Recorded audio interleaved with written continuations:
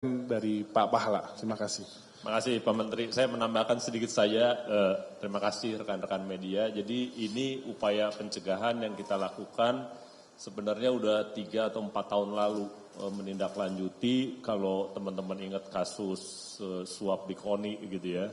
Jadi itu kewajiban dari kedeputian saya untuk datang memberi pendampingan dan memperbaiki sistem. Gitu. Oleh karena itu waktu itu kita sampaikan bahwa Kemenpora ini dominan anggarannya adalah pemberian hibah ke cabang olahraga maupun ke KONI dan yang organisasi pemuda. Oleh karena itu rekomendasi kita waktu itu cuma satu.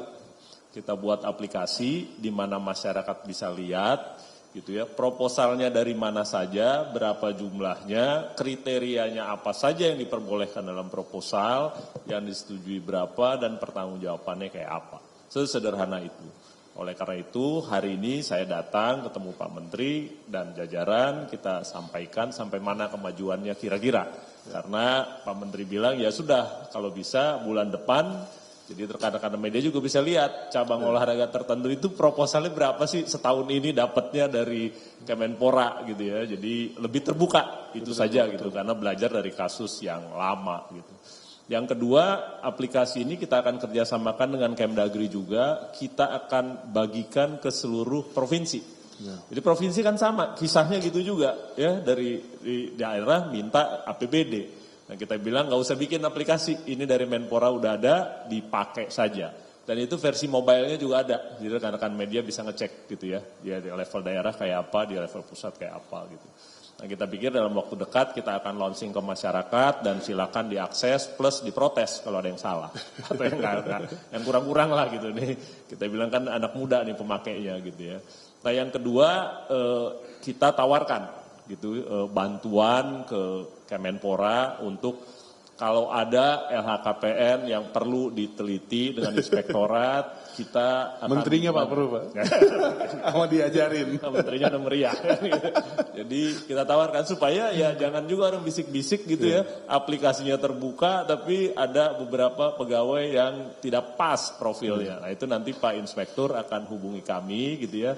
Kami akan bantu gimana cara pemeriksaannya, tapi hasilnya kita akan komunikasikan. Yang ketiga seperti biasa, gratifikasi, penerimaan gratifikasi itu selalu butuh kejelasan. Gitu. Oleh karena itu kita tawarkan juga semacam kontak langsung ke Pak Herda, ini adalah Direktur Gratifikasi kita. Kalau ada penerimaan yang nggak jelas-jelas, mending tanya dulu gitu ya, sebelum dilaporkan ke KPK sebagai gratifikasi atau disimpan karena dianggap bukan gratifikasi. Mending komunikasi dulu. Kira-kira itu. Jadi 3 hal itu yang kita bahas pagi ini dan terima kasih gitu karena responsnya sangat positif. Kita ingin segera dari Kemenpora transparansinya duluan dalam bentuk transparansi pemberian dana hibah. Saya pikir itu. Makasih. Dan mungkin boleh saya tambahkan dikit ya, maksudnya ini biar terinformasikan bahwa ini merupakan suatu komitmen yang mungkin dari awal saya dilantik sebagai Menteri Pemuda dan Olahraga, di mana kita sudah menyuarakan bahwa saya ingin menjalankan kementerian ini secara akuntabilitasnya tinggi dan juga transparan.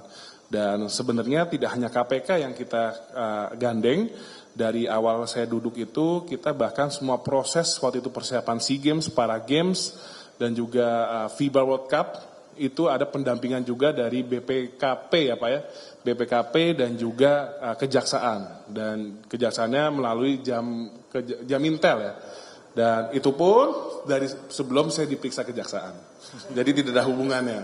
Dan hari ini juga KPK sudah kita minta monitoring dan gandeng.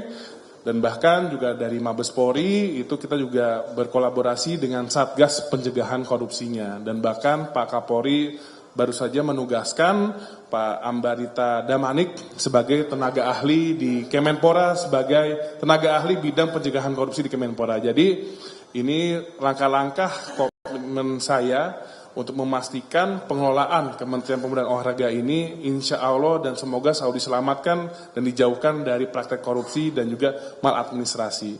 Karena ya saya masih muda, juga saya melihat di Kemenpora ini banyak karyawan masih muda dan memiliki keluarga, dan saya tidak ingin semuanya bisa pulang dengan tenang, harus tenang, dan keluarganya juga tidak cemas. Dan cukup menterinya aja yang udah diperiksa, yang lainnya jangan sampai diperiksa. Jadi mungkin dari saya itu, dan mungkin kalau ada pertanyaan, monggo, terima kasih.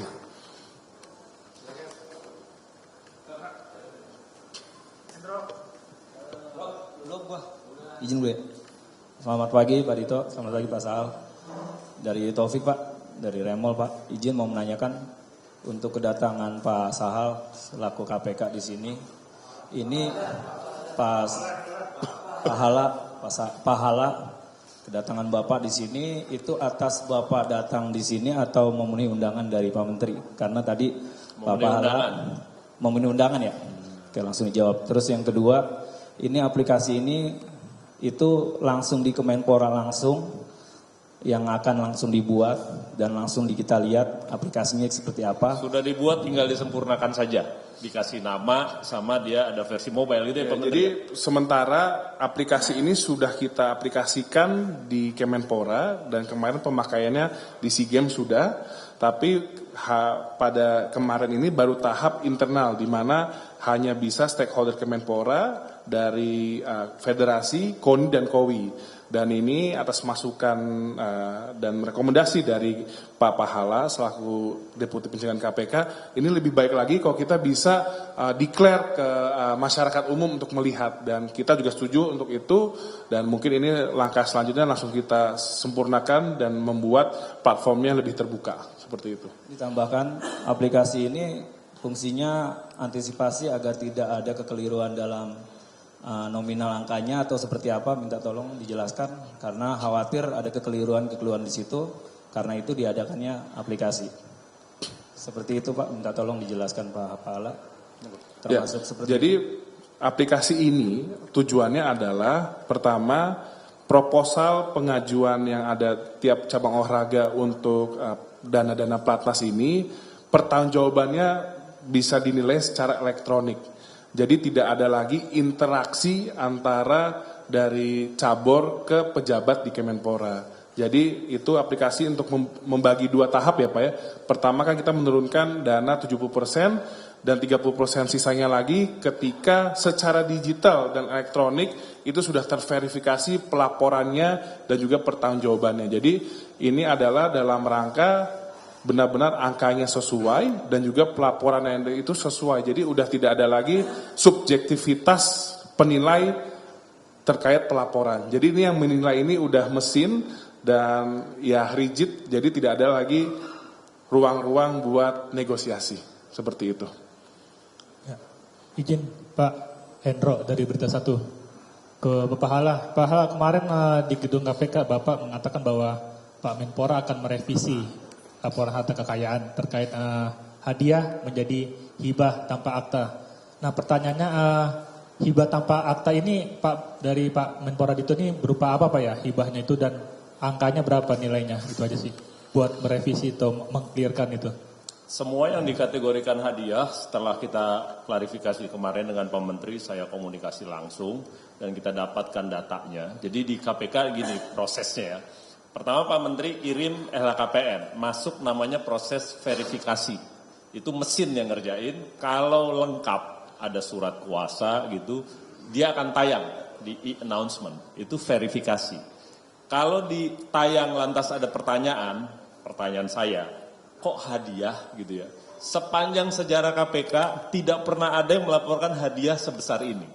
Karena waktu itu kolom hadiah kita sediakan itu kalau misalnya ada penyelenggara negara dapat hadiah undian, dapat penghargaan apa gitu. Jadi kalau sebesar ini kita enggak pernah. Makanya saya bilang saya kaget, kok gede bener hadiah. Saya komunikasi, itu namanya proses klarifikasi. Kita dapatkan berapa jumlahnya, tahun perolehannya, suratnya nama siapa gitu ya, itu klarifikasi. Sudah kita klarifikasi, saya dengan Pak Menteri bilang, Pak ini kayaknya nggak pas nih kalau hadiah. Kalau memang begini nih yang 100 sekian miliar itu, bagusnya masuk kategori hibah tanpa akta. Disebut hibah karena diberikan khusus dari orang tua atau dari mertua saja dan masih hidup, kalau udah meninggal namanya waris. Tanpa akta karena ada beberapa barang juga kita juga nggak pusing mau dipindah nama kan, mau enggak, pokoknya diakui milik ya sudah, laporkan. Gitu ya. Jadi saran saya ke Pak Menteri, mungkin bagusnya direvisi saja Pak. Karena hadiah ini, satu tidak terlalu pas peruntukannya waktu kita bikin. Yang kedua, hadiah itu selalu konotasinya dengan gratifikasi, gitu kan. Padahal ini dari keluarga, nggak ada hubungan dengan jabatan, kira-kira gitu. Nah Pak Menteri setuju untuk merevisi gitu, dan itu diperbolehkan, mengganti kategorinya saja. Semua yang masuk kategori hadiah akan diganti jadi kategorinya hibah tanpa akta. Nah teman-teman, kalau ada yang bilang ini harus diusut segala macam, baik itu kategorinya namanya pemeriksaan. Jadi habis verifikasi, klarifikasi, kalau ada hal yang cukup kita masuk ke pemeriksaan. Pemeriksaan itu mencari indikasi saja. Gitu. Nanti kalau ternyata ada indikasi, baru dia pindah ke penindakan. Ya, kira-kira itu ya stepnya ya. Jadi sekarang sudah diklarifikasi, kita pikir ini salah dalam tanda kutip gitu, pengkategorian. Setelah diklarifikasi ya baru kita, dan sudah akan diperbaiki gitu, direvisi gitu. Nah kalau nanti saya rasa perlu, kita akan surati Pak Menteri, kalau ini disurati. Untuk misalnya ini Pak yang tanpa akta, semua surat-suratnya tolong dikopi dong Pak gitu. Itu boleh saja. Boleh saja, karena di elektronik dia enggak, dia hanya disebut saja ada. Kira-kira itu ya, saya pikir juga sudah cukup jelas gitu ya, bahwa kita tidak masuk dalam pemeriksaan LHKPN, belum masuk. Jadi kalau dari saya belum ada alasan yang kuat untuk masuk ke sana. Kan teman-teman biasanya laporan segala macam gitu, itu ada alasan yang kuat. Kalau sampai sekarang belum. Gitu ya. Jadi diklarifikasi, hasilnya kita revisi. Gitu ya. Saya pikir itu, Pak Menteri monggo. Kalau mau ya mungkin saya ingin menyampaikan juga, ini perlu disampaikan bahwa saya menjadi penyelenggara negara ini perdana ini waktu menjadi Menteri Pemuda dan Olahraga. Sebelumnya tidak pernah, dan ada beberapa media dan juga isu yang bilang saya sebagai staf khusus Menko Ekonomi itu tidak benar. Dan karena waktu di Menko Ekonomi saya sebagai tim ahli, di mana tim ahli itu hanya profesional, tidak digaji, tidak memiliki kewenangan, hanya sebatas menyampaikan pendapat jika diperlukan. Jadi itu bukan masuk penyelenggara negara. Dan terkait dengan hibah dan hadiah, tadi saya juga sudah minta maaf, harusnya kita konsultasi sebelum mengisi ke KPK, karena memang ini sebatas kita bingung di definisi, karena mertua saya membelikan rumah-rumah itu kepada istri saya sebelum kami nikah, itu langsung atas nama istri. Di definisi yang kita pahami, hibah itu harus dari nama pemilik sebelumnya pindah ke nama baru. Jadi itu murni ya teknis, tapi tidak apa-apa. Ya, jadi Pak Hala juga mungkin baru sekali Pak ya ada fenomena ini Pak. Dan saya yakin ini mungkin tidak hanya satu nih Pak. Banyak sekali orang yang mengalami situasi seperti ini.